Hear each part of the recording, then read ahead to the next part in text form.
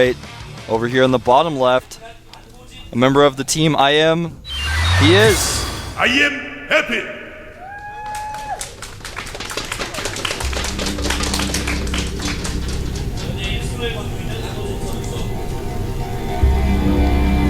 His opponent up at the top right, a Zerg player, sometimes plays Protoss. He is. Lucky for you.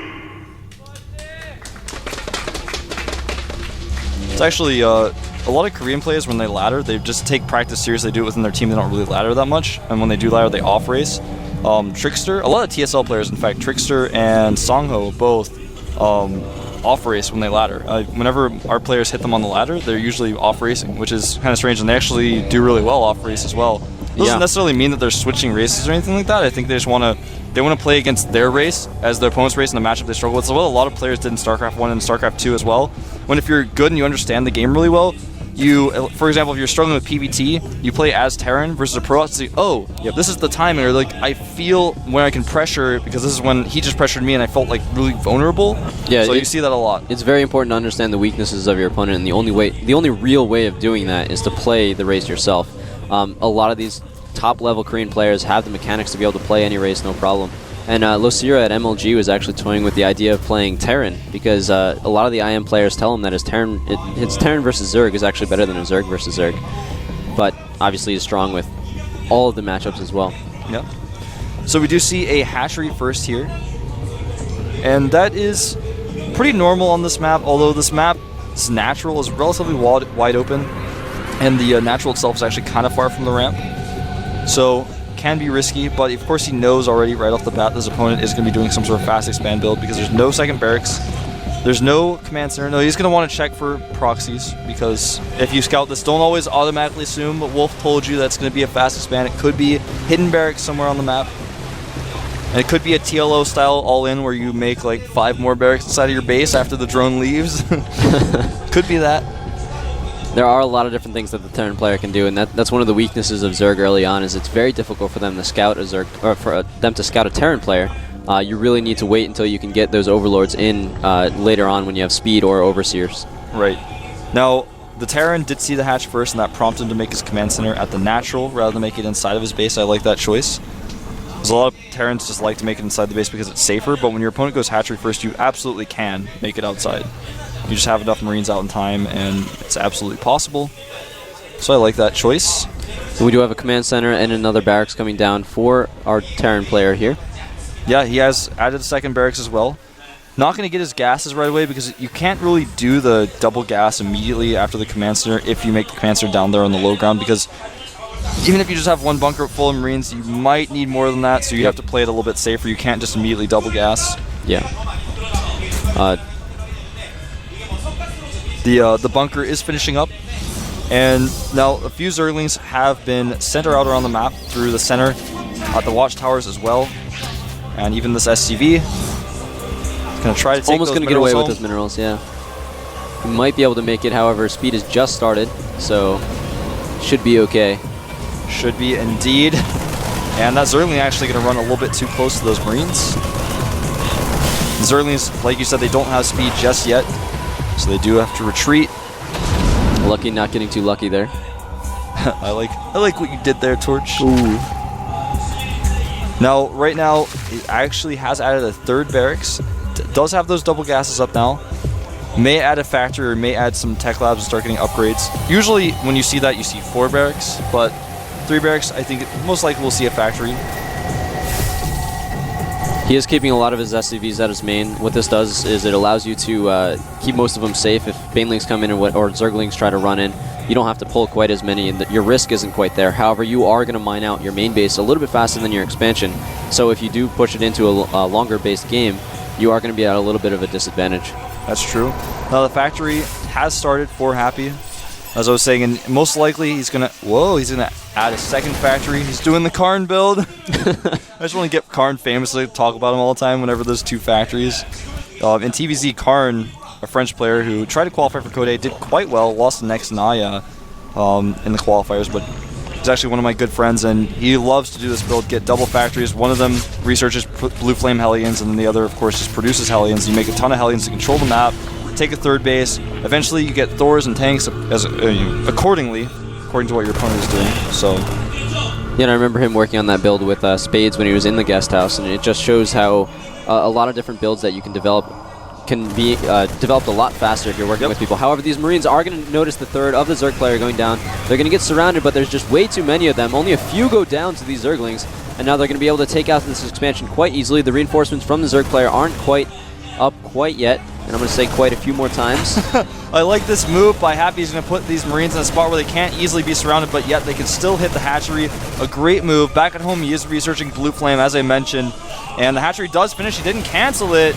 Didn't cancel it, but he does have some reinforcements in here. If he could get them to stop the Marines, he's not going to be able to do it. However, he's going to be able to kill the Marines without making too many Zergling losses. It is a good trade for the Terran player to prevent that third from staying up. Yeah, not only did he kill the third, but he killed a lot of Zerglings in the process. Forced a lot of Zerglings. Those are all Zerglings that could have been drones.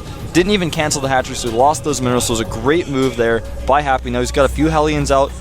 Right now his opponent does have a Roach Warren, but he hasn't made any Roaches just yet. And Lucky's standing army isn't all that big, so he can't even do a counterattack yet. He is moving a bit of Zerglings off on the map to make sure he still gains map control, but he's not able to push in, especially with those Blue Flame Hellions there. And in fact, he's added a third factory. He's really doing the Karn build. Add the third factory, then eventually once you get 3 bases, you just make Thors off of 3 factories. That's how Karn does it. But anyway, these Hellions are about to have Blue Flame. They could get caught by these Zerglings, just barely escaped there. That was a close call. Luckily for them, they did have that watchtower. They did have the watchtower, and they do have that little wall there that they can just circle around almost indefinitely. Yep. Now, Roach speed is being researched, and 6 Roaches are about to pop here for our Zerg player. So that indicates that he does really want to use Roaches into the mid and late game. But right now, Armory is done. +1 armor for vehicles, weapons being or for vehicles themselves, plating, I should say. Hold that thought. Here come the Hellions. Ooh, that's a quick roast of a lot of those Zerglings. Going to force the rest of them to run away. You really can't do a whole lot with it. However, these Roaches are going to make sure that no drone losses get taken. Yeah. He did scout the third, so he does know exactly what's going on. However, he is probably assuming that there might be some air coming soon, but none is on the way. Now, the idea behind this build is to kind of force Roaches and then sort of make Siege Tanks and Thors. And if your opponent makes Mutas, then the Thors are quite good against that as well. Yep.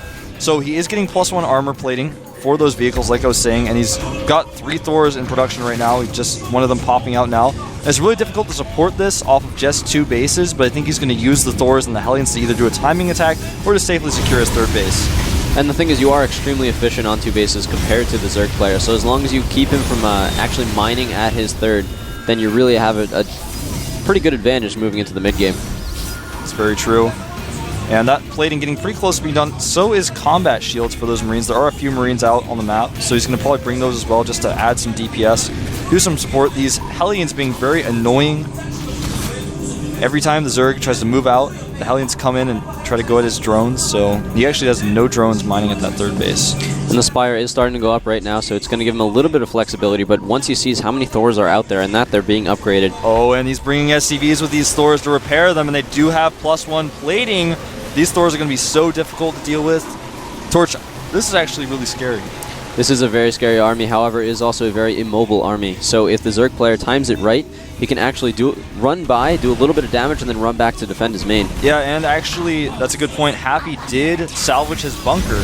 So Lucky may get lucky and run around there and do a little counterattack.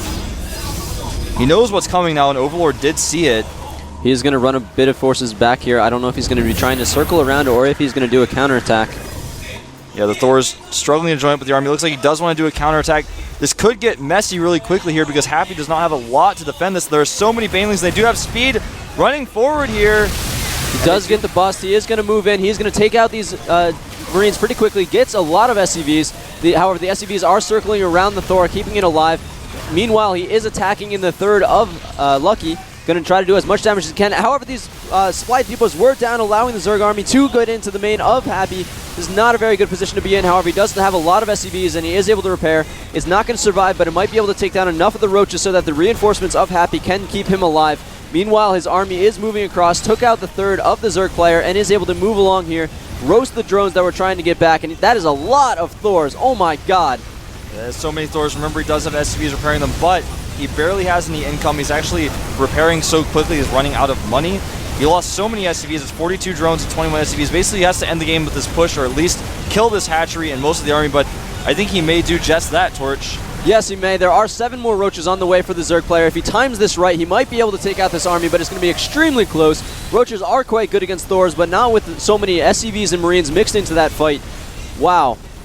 Yeah, and these Thors, there are just so many of them, and like you said, and they do have +1 plating, and he's just breaking up the ramp at this point. There are so many spine crawlers at the top, so he's going to actually decide to back up for now and just contain his opponent. And even though he lost a lot of SCVs, he's done so much damage with it that it's okay. And when I said earlier he needs to end the game with this push, the game is practically ended from this push. There's almost nothing the Zerg can do to break out from this. I liked his choice of bringing the Banelings with his army, because otherwise those Roaches would have never killed the Thors that were defending the base, because the SCVs would have just repaired fur. But with those Banelings, the Banelings blew up the SCVs. So not only did he stop the repair, but he did damage to the SCVs and the Thors. Yep. And the interesting thing is there's a lot of drones out here for the Zerg player, but he's only on 1 base, so he can't use any of them. A lot of them are just sitting there mining on the same patch. And it looks like he's making a ton of Banelings here. He may try to go for a bust. It might work, but it is going to be relatively risky. He doesn't actually want to do that. You know, I mean, like, it's something that he realizes he might have to do, but it's something he's going to be reluctant to do. This one Thor actually starting to go to work on these tech structures, which are already dying because they're not on creep. And he's going to most likely try to bust. Here he goes. The Roaches at the front. No, he switches them. Banelings at the front now, and the Marines not going to be split well. They don't have stim, and all the Marines do die. The Roaches doing a decent amount of damage. There are no SCVs to repair, but are there enough Thors? I think there just might be. It's going to be pretty close. The Roach is falling very quickly now, and I think that with that +1 attack finishing up for these Thors, this may be the end for Lucky. So Lucky does have a lot of minerals left, however, he doesn't have the production capabilities because he is only on 1 hatch. He doesn't have the larva. He's trying to set up another hatch there so he gets a bit more larva, but he also does not have a Baneling nest, so Zerglings themselves are not going to be too great against this army coming out here from Happy. Yeah, these Thors doing so much damage to the Spine Crawlers, even though the Spine Crawlers, there's so many of them. The Thors have pretty decent range, even those Hellions backing them up, killing those Zerglings. And the Mules dropping down here to help repair, and maybe even a diss, but I think they're just there for repair. Are going to help repair these Thors. No, they're just going to go and diss him, man. Steal his minerals, mine him out a little bit faster. In a game like this, it might actually be the little bit of edge that you need to embarrass your player a little bit more. Exactly. And even the Hellions cleaning it up. GG! Happy takes it to 2-0 for Incredible Miracle. Almost a smile. Not quite. Not quite. Just mildly happy. And Lucky looks a little bit disappointed with that result, but these things happen. I mean, he played against someone who did the right build for the right map, I think. Yeah, and that counterattack that he did when Happy was moving his main army across the field almost worked. It almost turned it into a base trade situation, but the repair on the Thor actually helped him to defend. Happy, actually looking happy now. Yeah, and that +1 plating for the vehicles was really strong. Not only does it help the Thors, but it keeps the Hellions alive a little bit longer. You notice there were a lot of Hellions just kind of lurking around the end of that fight, and even though Hellions do terrible against Roaches, they do start to add up a little bit when you've got that one flame hitting several times over the Roaches. You micro them to the side. That does sort of add up, and it helps against buffering against the Speedlings. The Speedlings do pretty well against Thors as well. I mean, when you have enough of them and they're surrounding them, but if you have Hellions there, it's just never going to happen. And it did seem like Foyu was focusing a lot on the Thors and ignoring the Marines and the Hellions, where the Marines and the Hellions were doing the real damage, and the Thors and the SCVs were just there to tank. Exactly. So it not exactly the best micro in the battle, and maybe it was because he was focused on 2 different battles at the same time. And I like his decision to use that map. It's a map that's not very big. You can't really do that strategy on a map that's larger because you don't have... That army is just very immobile. Sure, the Hellions are mobile. Sure, they help you control the map, but if it's a larger map like Crevasse and your opponent hides bases and makes mutas, you can't be everywhere at once. You can't just like kill that 1/3 base because there's going to be another one somewhere else. But on a map like Dual Sight, it's a really good strategy. I like it. Yeah, and really good timings from him as well. If he'd waited a little bit longer, that third would have been up. The mineral increase would have really given the army advantage to the Zerg player, but Happy moved out right at the right time. Yeah, he had some really good knowledge at times. I think if he hadn't salvaged his bunkers and just left a few Marines behind, it would have been a little bit better. I mean, he still would have lost them, but he would have been able to defend even easier, saved maybe some more SCVs, maybe used a few more Banelings. But even so, that was such a good timing. He realized, he knew the inevitability would be, you're either going to try to defend this, and I'm going to hopefully crush through you, or you're going to counterattack. He knew that possibility was there, and he still reacted accordingly. Yep, very true. So, Foyu down 2-0 is really going to hurt their mentality. We don't know who they're going to send out next. Well, they still got Choya, they still got Linak, still have Gumio, still have SC. And we're about to find out who it's going to be. Who is it? Is that a fake or is it the real one? I don't know. They focused in on SE there. So. Well, it's actually him.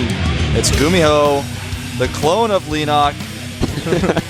Isn't Gumiho older? Oh, actually, I believe so.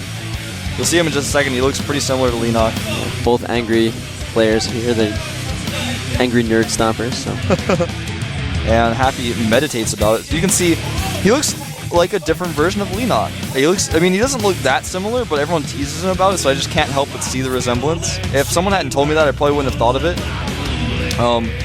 He's not wearing his glasses today, someone told me, so maybe that's a way to combat the appearance similarities that are going on. I'm sure Leenock's upset about that. Though you'll notice right off the bat that Gumiho is no longer playing random. He's actually switched to Terran. So good choice. That's something interesting to note. He used to play random. He actually was the first player in the very first team league he played random and lost, I remember. But he's since switched to Terran. A lot of players who play random don't do very well until they find a race that they really connect with. And some teams, players like switch to random, switch to Terran, switch back, switch to Zerg, and switch back to Terran, then switch back to random, then switch back to Terran. There's a player like that out there in the forum scene. Who he is.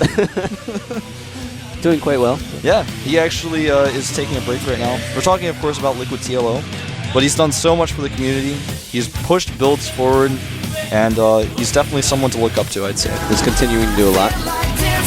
All right, we are going to have a 2-minute break, and when we get back, we'll continue the GSTL Venus here with Wolf and Torch. See you guys in 2 minutes. It doesn't matter where